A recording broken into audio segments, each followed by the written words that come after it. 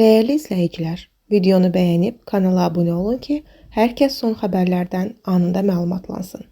Azərbaycanda iyun ayında vətəndaşlara əlavə istirahət günləri gözləyir. Nazirlər Kabinetinin qərarları və əmək qanunvericiliyinə uyğun olaraq iyunda ümumilikdə 10 qeyri-iş günü olacaq. Belə ki, 15 iyun Milli Qurtuluş günü və 26 iyun Silahlı Qüvvələr günü qeyri-iş günləri hesab edilir. Bu il 15 iyun bazar ertəsi, 26 iyun isə cümə gününə təsadüf edir. Rəsmi bayramlarla yanaşı ay ərzində şənbə və bazar günlərdə istirahət günləri olacaq.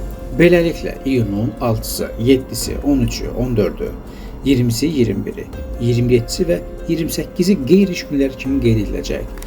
Nəticədə iyun ayında qeyri-iş günlərinin ümumi sayı 10-a çatacaq.